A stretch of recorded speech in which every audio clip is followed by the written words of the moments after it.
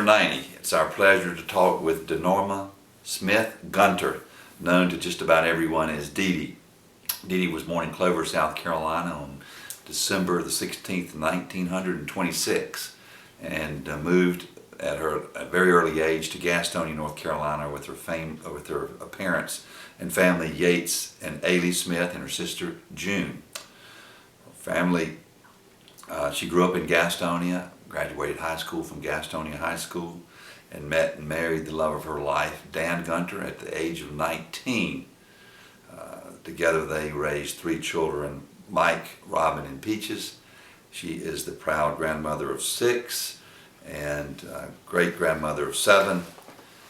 DeDe is a talented musician and vocalist and has spent most of her adult life in Gastonia giving and serving her community and her church.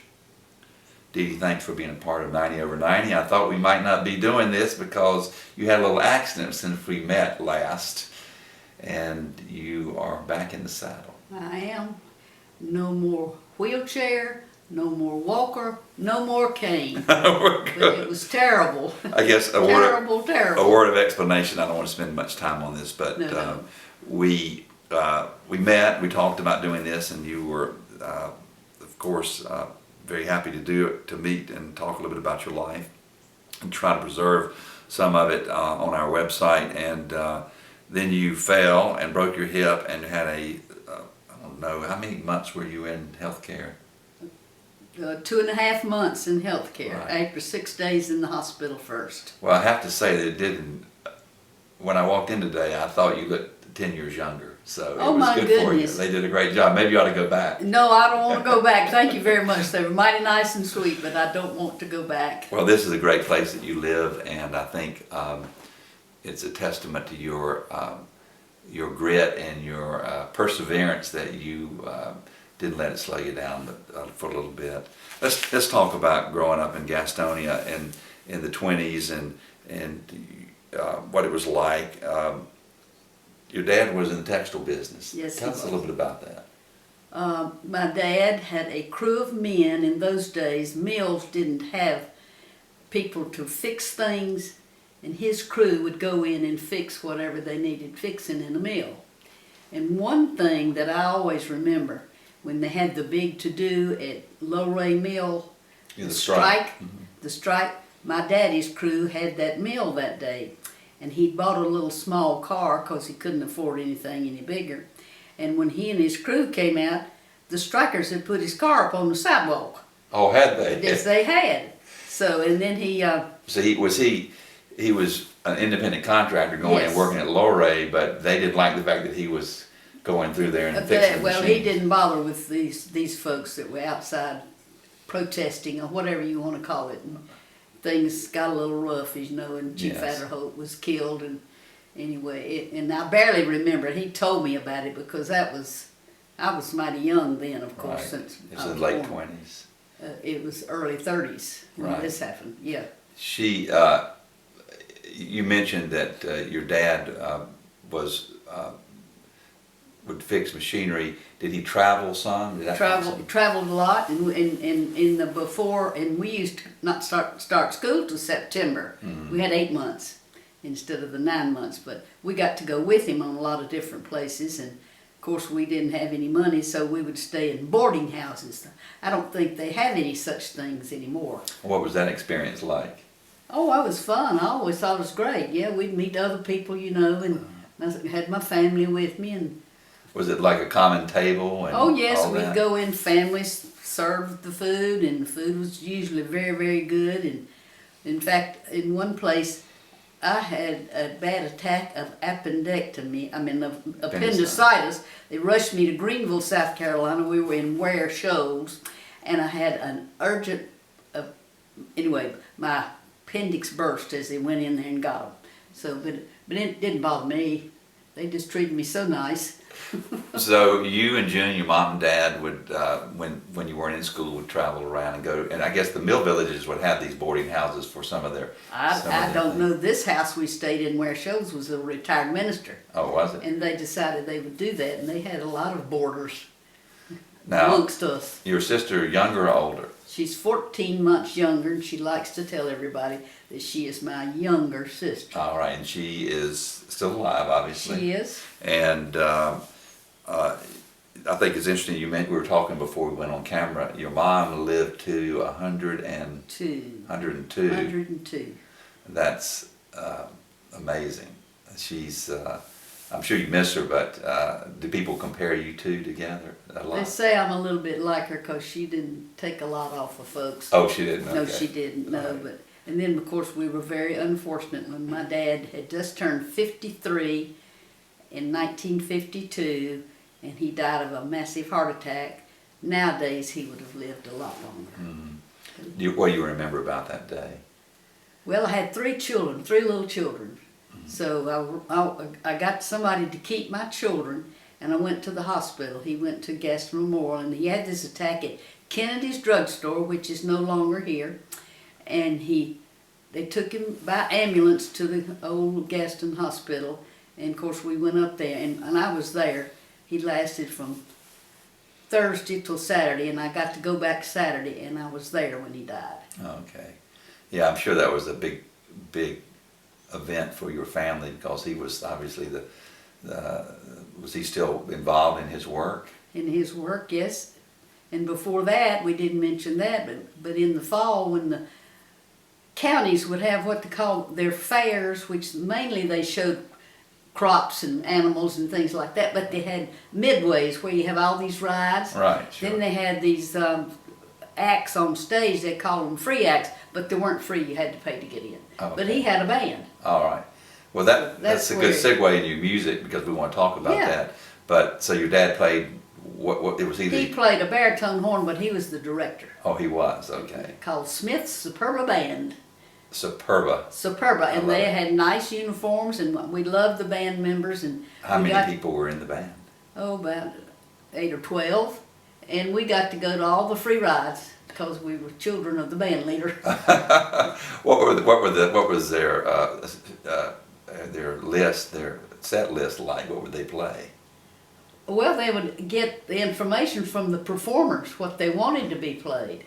So they were playing in front of as a backup the performers, yeah, all the performers, the free act people. They played for them. What were what kind of performers were going on? What were they doing? Oh, we had sort of like the circus. Like vaudeville a little bit? Vaudeville. It's kind of like vaudeville. There was dancing, there were gymnastics, and always a comedian. So, but they did that. But my daddy only could read the bass clef. He couldn't read the treble clef because he played a baritone horn. Okay, well. But he was very good at rhythm. Do you remember those concerts? Do you have memories of watching your dad play? Oh yes, and they made a recording one time too, way back in those days. I don't know whatever happened to ours, but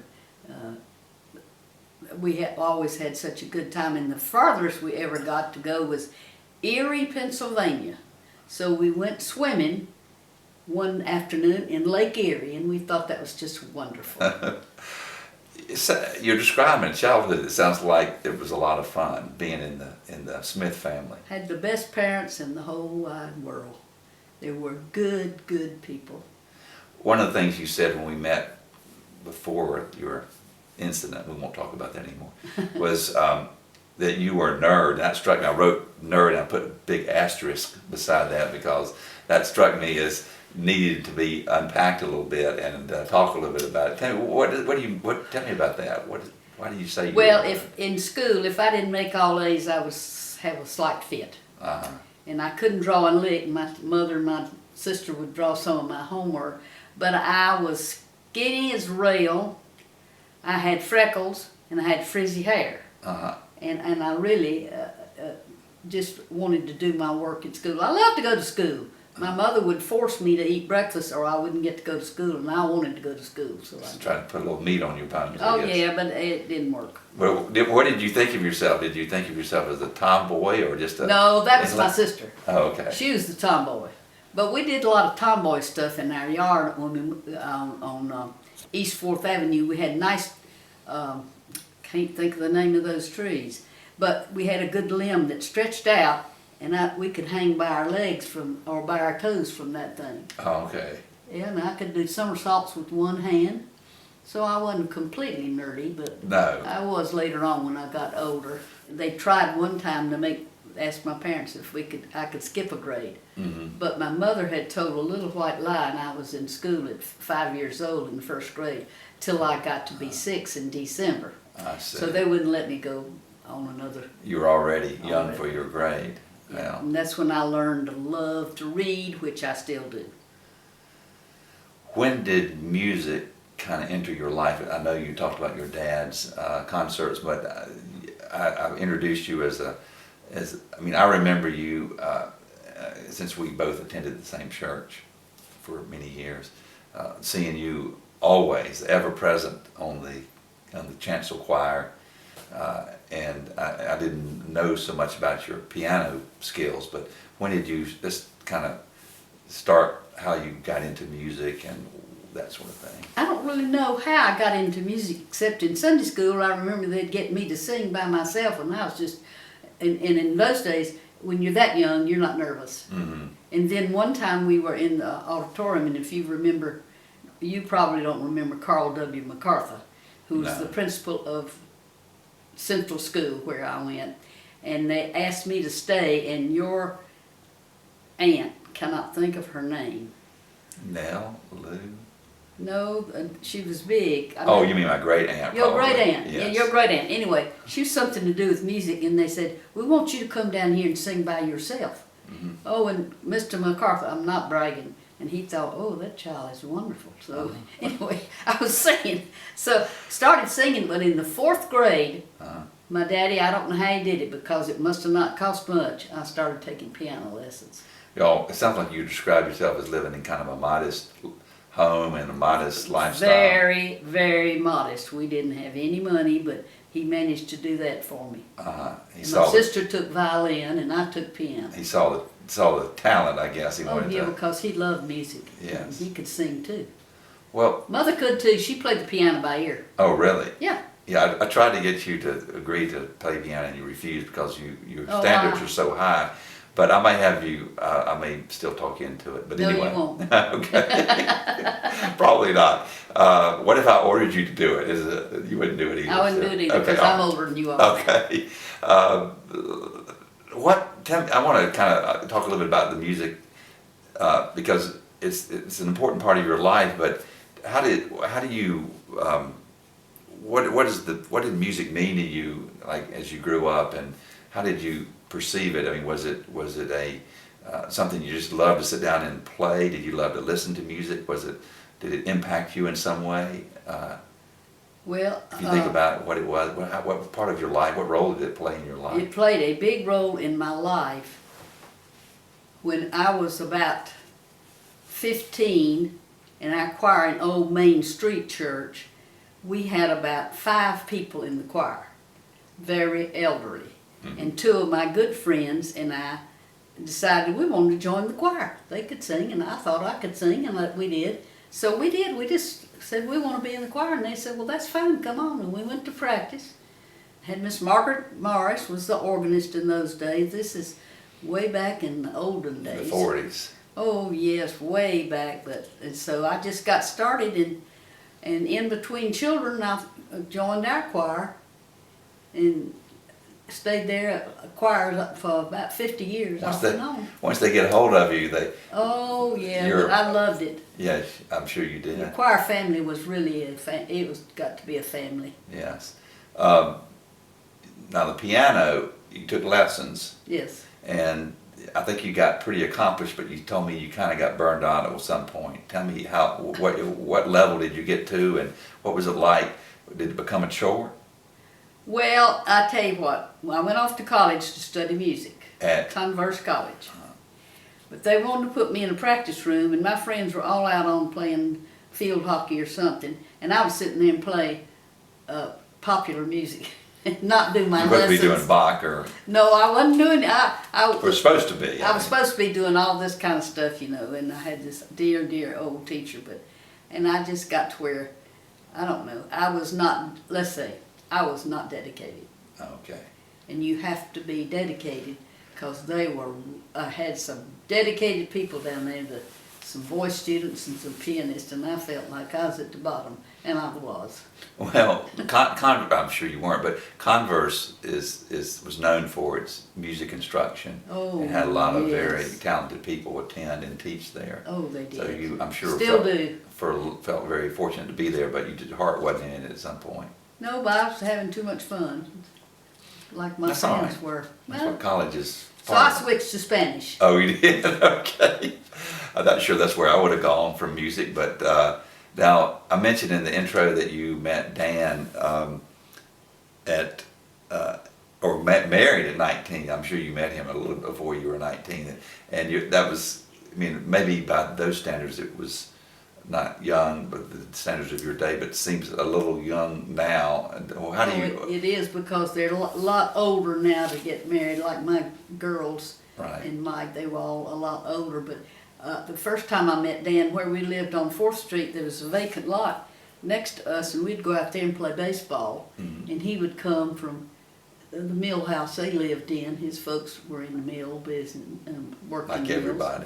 Yeah, like everybody. And we'd play out there, and I met him, and they called him Junior Gunter, Uh-huh. because his daddy was Daniel Gunter too. But anyway, and then we got to high school, and I don't know, this sort of happened, Mm-hmm.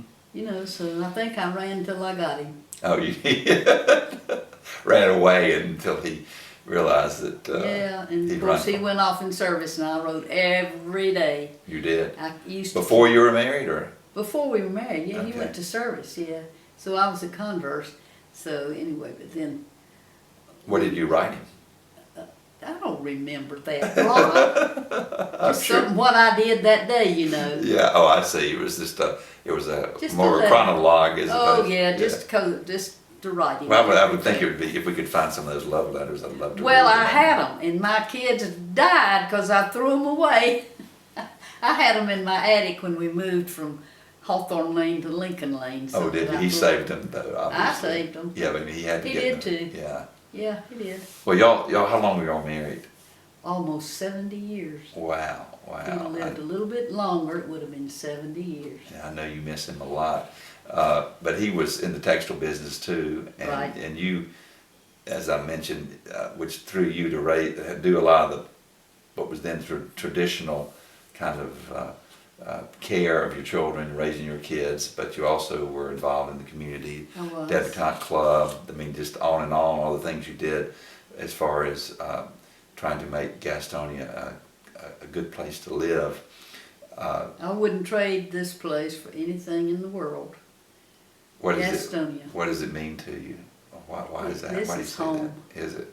Yeah, and I know, and so many people, and when I came to Covenant, I knew so many people were already here, Mm, but so many have gone. yeah. And all my friends at college have gone, and all my other close friends around here are widows. Right. Yeah. Well, that's us guys don't last as long for some reason. I guess I'm not sure we could. I don't know the reason for that. Ever Oh, figured- yes, I think I have a reason for that. Tell me. Because you don't, women can sit down and cry about something, but men kind of hold it in, and then that gets to that heart and doesn't help you one bit. You might as well let go. I think that's probably one of the reasons for sure. Of course, everybody's different. Are you? We talked a little bit about the church. Tell me how the church has impacted your life, and what particularly First Methodist. Obviously, you've attended there, but tell me a little bit about your thoughts and memories of going to church and what it's meant to you. He never missed Sunday school, loved Sunday school, and then we didn't miss church. My daddy was superintendent of the Sunday school for a long time, and during the years when we had the polio epidemic, we had what is the big hospital right up here? You mean the orthopedic hospital? Orthopedic hospital. Dr. Roberts. Roberts, right, Dr. Roberts. And he was superintendent of Sunday school, and he went out there. But then, and I would go and play the piano for him. Mm-hmm. But then when the polio got rampant, he wouldn't let me go anymore because they were bringing in all the polio. Nobody knew How it would spread or anything, so he just wouldn't let me go. But then it was just part of my life. I knew Sunday meant to go to church, and I used to go to prayer meeting. We had prayer meeting on Wednesdays, and Sunday nights we had youth meetings. Didn't miss those. I loved them. And then prayer meeting, I went with Mother and Daddy, and we went to prayer meeting. But Sunday, church is just a big part of my life. And I just love the church, and I've loved all but one minister. And we got rid of him. Excuse me, I probably shouldn't have said that, but we did. Well, and I've been on all the committees that you can name, so. I don't think it would do me any good to try to even though we have the power of editing in our studio. Everybody knows it at church, so. Right. Well, you have certainly been a big part of the church. You, I think, have been a guiding force and a lot of efforts along the way to make the church open and make the church grow and all the things that go along with it. And I know you're not asking for credit or anything like that, but I do think that it wouldn't be hard to see your fingerprints on big part of that church. And so, but it was so, and Dave Christie can tell you this, our minister, that Dan was always so worried. Have I made my pledge? Have I made my pledge? I said, yes, Poppy, you have made your pledge. He couldn't stand it. He wanted to be sure he got his pledge in. Right. And he did, and he was one of the probably 5 biggest givers. Well, I'm sure he was. Because he loved the church. Yes. Well, there are a couple other areas I want to go into before we end our time. One, I don't think we could do the interview without talking a little bit about NC State, because when I rolled up here, of course, there's a NC State floor mat or at the door, so you know you're at the Gunter home when you come in, and there's the first thing you see is something from NC State. But how did you? I guess Dan went to State. Dan went to State, and when we got married, he was we lived there for a while. Mm-hmm. I lived in Raleigh. Right. And then he decided that, neither one of us had anything, so he decided he better quit and go to work. So he went to work for my daddy. But he got so involved in State, and when Peaches came along, she went to State and did her master's there. And then I have 3 grandsons who went to State, and they never came back home. They still live in Raleigh. Mm-hmm. But we used to go to all the football games with the Haygoods, carried our lunch, and it just got to be a habit. And of course, it got towards the end we couldn't go, but right. And we gave there's a Gunter Foundation, and we've given a lot to State. I'm not bragging, but we did. Right. And Well, it was important, and I know you were involved in the athletic programs in terms of enjoying the football, enjoying the basketball, and that was, I'm sure, a great way to spend some of your free time, kind of being a part of that State and the family. family would go too, and then they all spread out. And now I have about 5 universities I have to cheer for. But yeah, that happens. You got grandchildren and great grandchildren. You got to be willing to keep an open mind. Oh yes. Do you have anything that you still want to accomplish? Any goals? Anything that's still on your to-do list that I know you might say, well, that's a silly question, but when I think of you, I don't really think of you have ever stopped setting goals and stopped wanting to do things. Can you give me something? You know what? I want to be able to get up every morning. Small steps. Small step. But if it's not for me to do, then I'm ready to go. Okay. Well, I think that's makes sense, don't you? My husband said that towards the end, and he says, and he pointed his finger, and he says, I'm ready to go. Do you have any do-overs? Anything that you mentioned to me one time, I think when we spoke earlier, maybe several months ago, not a regret, because I don't like that word, but in hindsight, you mentioned something about maybe getting married at 19 and the way you got married. We didn't really talk about that. I think you got... Well, that's one thing I sort of, maybe the word isn't regret, but... Kind of do over if you could turn back the clock. Yeah, could do that, yeah, but I don't believe that must have been in God's plan for me. And you're talking about a big church wedding? A big church wedding, yeah. Mm-hmm. And my mother and daddy, you know, it couldn't have been a very big one because it Right. just didn't have it. Well, back then weddings were not the same as Oh, they are now. not today, no. So you maybe, in looking at it, maybe if you'd had a second shot, you would have maybe done that a little differently, not elope. Did you elope? Oh, yeah, we just went off to a minister's, after church. On a Sunday, we went to the minister's parsonage and got married. Was it like under wraps? Did you say, don't say anything about this? No, we didn't do that either. We just went. We were young, no brains. But I wouldn't take anything for those three that I got. Well, it worked out pretty well, I would say. Oh, yeah, the 3 grandchildren and the Did. 3 children and 6 grandchildren and 7 greats. And the only thing I regret about that, I don't get to see them enough. Wow, I think that's every grandparent's regret. That's right, yeah. Do you have any, for all those children and grandchildren and great-grandchildren, do you have any advice for them? You think that maybe you can pass on a word of wisdom? I know you probably have talked to them about things from time to time, but is there anything that you think that you would like them to know about you or about life or about how they ought to conduct themselves that might be useful and worthwhile for them down the road when you're can't talk to them? I think their parents do such a great job with them. Mm-hmm.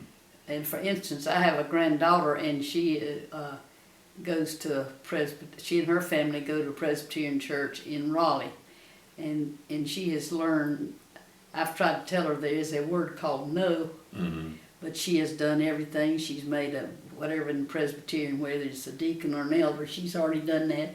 But her children go and they sing in the little choirs, Mm-hmm. and they just all. Maybe it's something carried over from Dan and me that they go to church. Right. Well, you set the example, and I think there's that's a powerful message when your kids and your grandkids can see what you do, and even though you may not be preaching at them, it's a good modeling, and it soaks in. Oh yeah. And I'm sure all your grandchildren and great grandchildren, you're proud of them, and have learned how to give back through your and their parents' examples. Well, and my children went to Sunday school and church too. Mm-hmm. And so it filtered down. Filtered down. Yeah. Yep. It's just part of it. Well, DeDe, this has been a great pleasure. I never had any doubt that we were going to get this done. I just didn't know that you were going to break your hip, and you'll do anything Pelvis, but that's okay. to put me off. I know it shocked you when you saw me that day. Well, going to therapy. Yeah, well, things happen, and when you interview folks that are over 90, you expect to have a flexible schedule. Thank you, Rob. So I was if not I'm at all flexible. I'm not anything. That's true, and it really was it's been a great pleasure getting to know you a little better, and also I want to thank you and 90 over 90 and Jack and my daughter Mary, who does all the technical work. I want to thank you for being a part and sharing your wisdom with us today on this Saturday morning. I thank y'all for wanting to do this and for asking me to be a part of it. So. It's been a great pleasure. Thank you. Thank you, and I was so glad to see Jack outside of the church. Well, he gets to be off camera. Thank you, and we'll see you on the internet. Thank you. Okay, thank you very much, Jack.